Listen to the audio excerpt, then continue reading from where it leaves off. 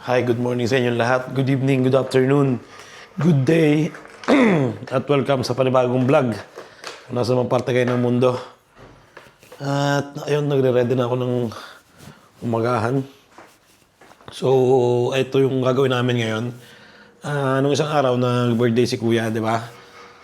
January 23. So, ayun, kumain kami sa labas. Tapos, yun, binigay na namin yung regalo namin para hindi niya malaman na may binabala kami ngayong araw na to, Saturday, January 24. So, yun, nagluto na kami.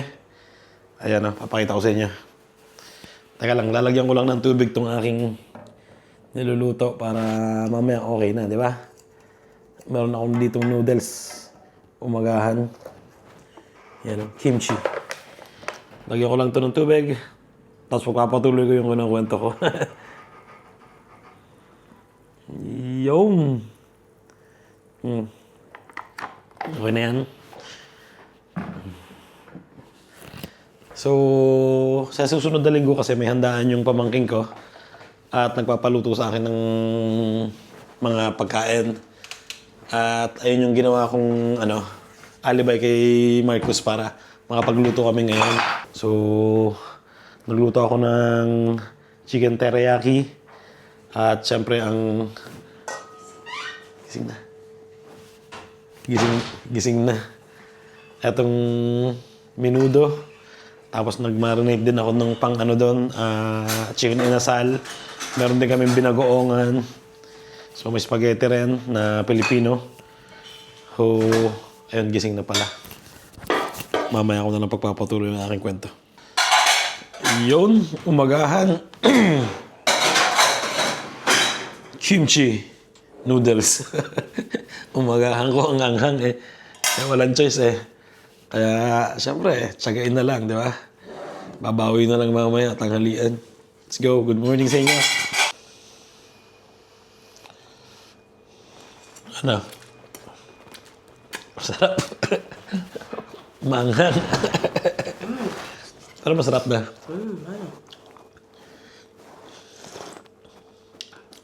Hindi ka nakabang. At ayun, nandito na kami sa garage. Hindi ako makapagsalita kanina ng malakas eh. Kasi maririnig ni Kuya. So, malaman niya yung sorpresa namin. Ayan, nandyan yung mga soft drinks, mga nakatago. Mga nakatago yan. Tapos, kausap na namin yung mga kabataan na kaibigan ni Marcos na magpupuntahan. So, sila yung kukuha ng mga soft drinks dito tsaka yung mga pagkain. Para hindi malaman ni Marcos na sa kanya yung sorpresa na yan. Pagkakaalam niya kasi, birthday ng pamangkin namin. Pero birthday niya yung isa-celebrate, di ba? So, bibili lang kami ni Mrs. ng konting tinapay para habang naghihintay ng mga bisita o pagkain, may meriendang konti, di ba? Let's go. May pasok pa lang ngayon si Basti. Ayaw nang pumasok kanina, nasa bahay. Mag-aalas 8 na. Dapat nasa school na yun, nasa bahay pa. Tinatamad daw siya pumasok ngayon dahil Sabado nga, di ba? Pero sinabi ko sa kanya, pumasok siya. Kailangan yun, importante yun, di ba? Kasi sa isang linggo naman, wala yata silang pasok ng Friday. So, may piyesta. So, ayun, di ba? Makakabawi naman siya sa isang linggo. Kaya kahit nahihirapan siyang tumayo, total gising na rin naman siya. Ayun, pinapasok siya sa school kahit late. Bili lang kami ng taklob ng kaldero. Yan yung pinakamalaki. 7. Malaki na yan.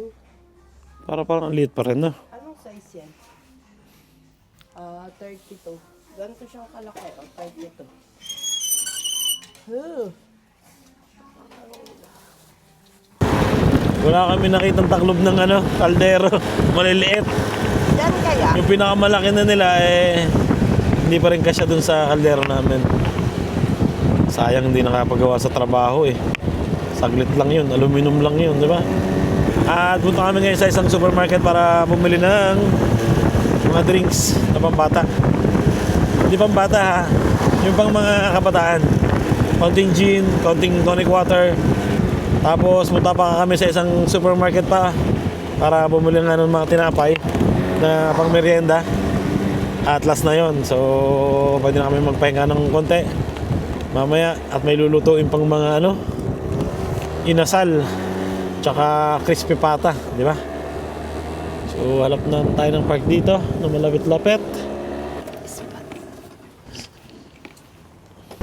Nakabili na kami ng mga chichirya at siguro 4 yatang gin. Okay na yun.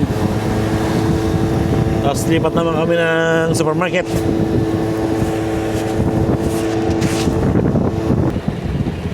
Lumalabas ng araw. Kaninang umaga umaambon-ambon pa eh. Tapos itim na itim yung kalangitan. Lalo ngayon tingnan nyo naman. May araw na. Dito na kami sa garage. At ipe-prepare na namin yung mga kukuhanin mamaya ng kaibigan ni Kuya. So meron tayo dito mga soft drinks. Yan, kompleto dyan. Ito ang tonic water. Pang gin. Ito ang tea. At saka coke. Ayan. Another Coca-Cola. Oh. Dami yan. Special na special ang birthday ni Kuya. Ayan. Yung mga nabibili namin. Tapos yung nasa taas, yung mga niluto.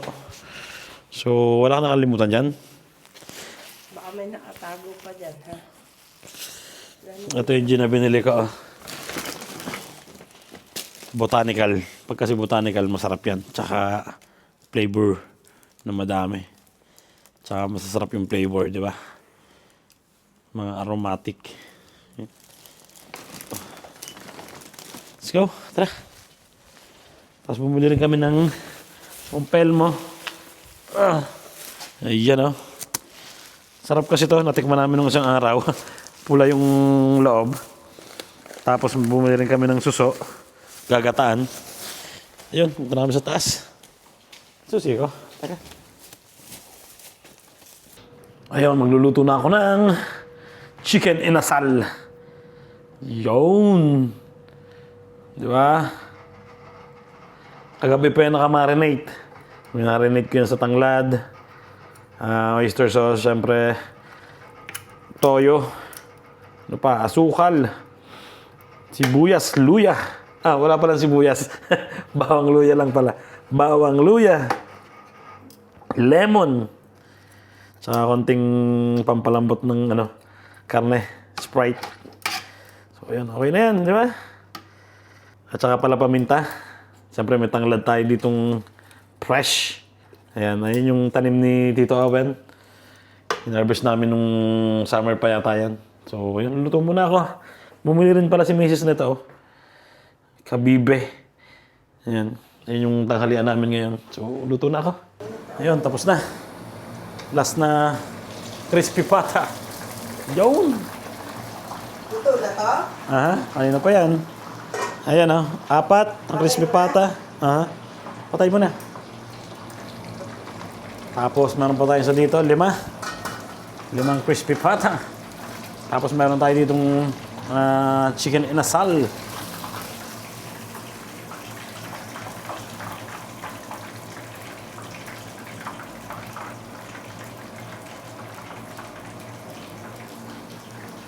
Yun!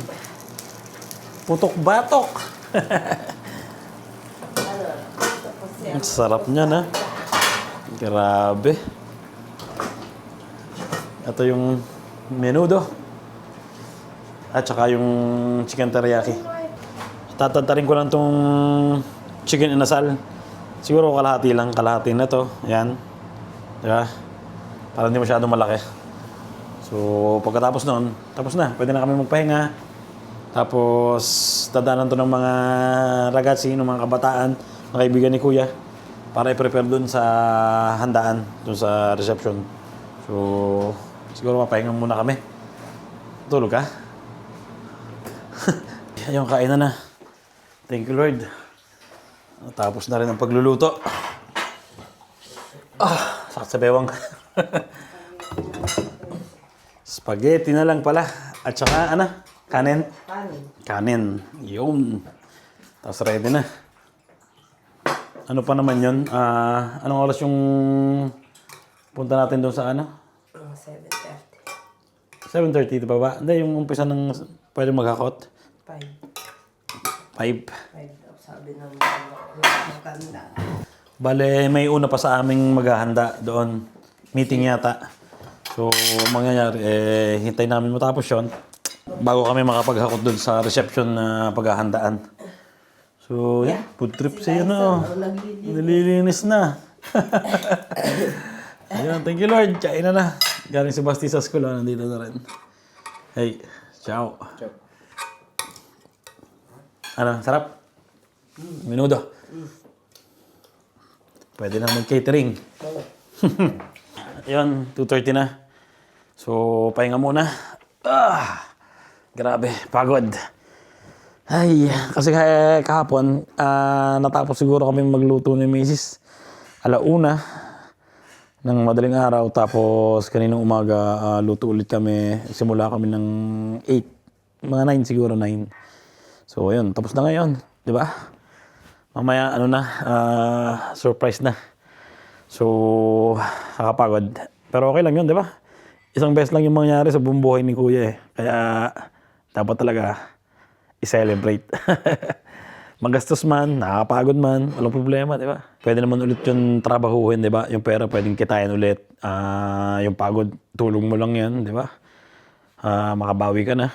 So, pero yung birthday, pag lumipas yun, hindi na mayayari ulit yung 21 years old si Kuya, di ba?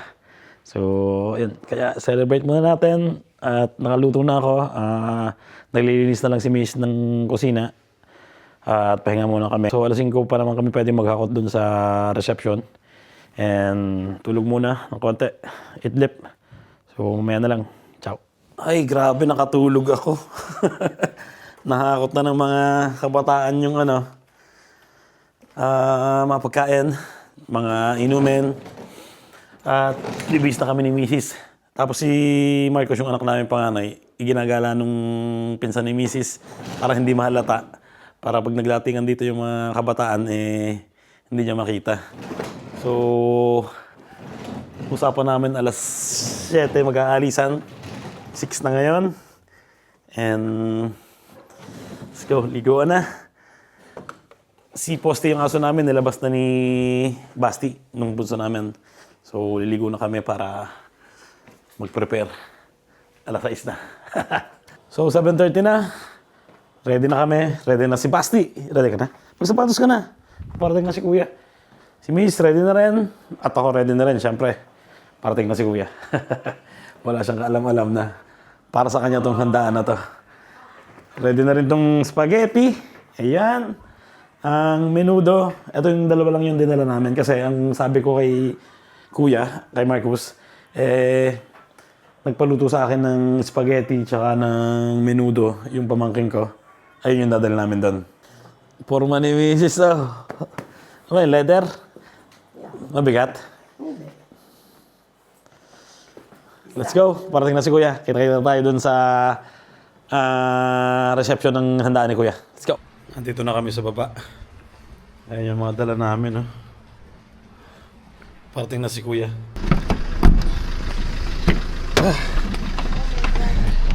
Ay! Grabe, lakas ng ulan. Yon, kasama na namin si Kuya. Hey! Lakas ng ulan, grabe. So, hatid niya lang kami dun sa sa piyesta na pupunta namin, dun sa birthday ng pamangkin. Tapos, kakain ka muna, ha? Tapos, saan punta? Nandito na kami. At nagtatago sila dun sa loob. Mga bisita.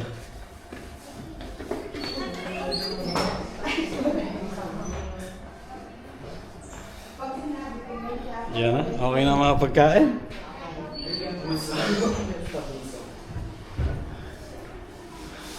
Ready na rin itong pampainit. Hirap wala kami makitang park Gusto ba yung manjari nila? Palo tayo dyan.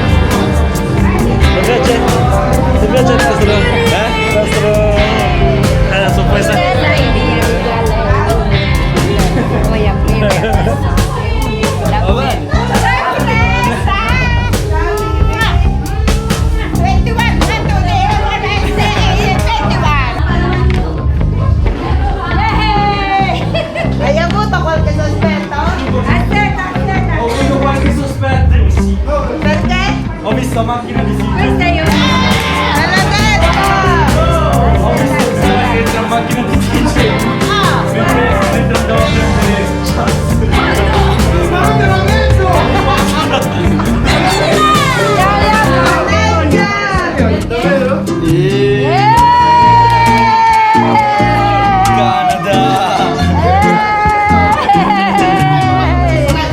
Vieni kuya.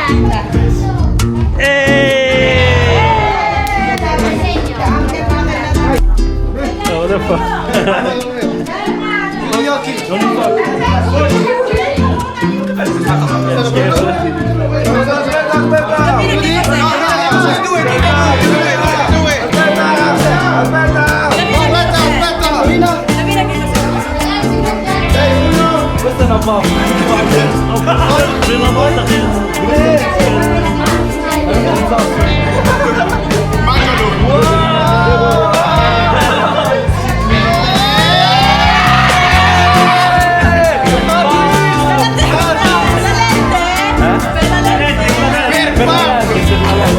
Mi raccomando,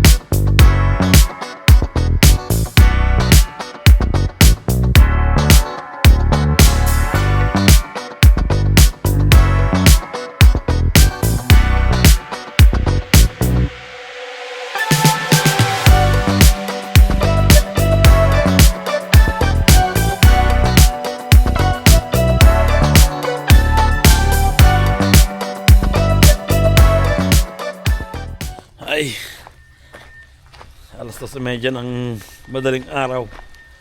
Katapos lang ng handaan. Lakas ng ulan, grabe. Buti na lang may nakuha kami ditong taxi na kaibigan namin. Ayun alas 3:10 na ng madaling araw. So, harating lang namin ni Mrs. Tsaka si Bunso. Yung anak namin panganay, wala na. Nalasing na siya. So, doon na siya natulog sa kaibigan niya.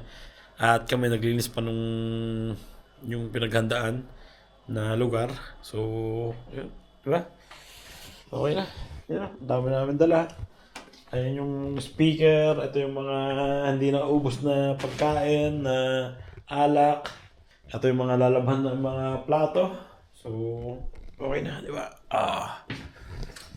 Pinaka-importante naman doon natapos na. Namamagaya at taang pa ako. Bakit? Ang dami ko na inom. May gout ka na. Oo. Masaya kami sa nangyari para sa anak namin. Ang problema lang kasi, Tapos siya na agad ang gabi. kasi nga, ayun nga, binibigyan siya ng mga tagay na matataas siyempre, alam niyo naman na, Tsaka pagod yun. ha? 12 o'clock pa nasa trabaho, di ba? Pag kasi mga ganyang handaan, huwag kang iinom ng madami, di ba? Kasi, darating na mga bisita. Ang taba ko.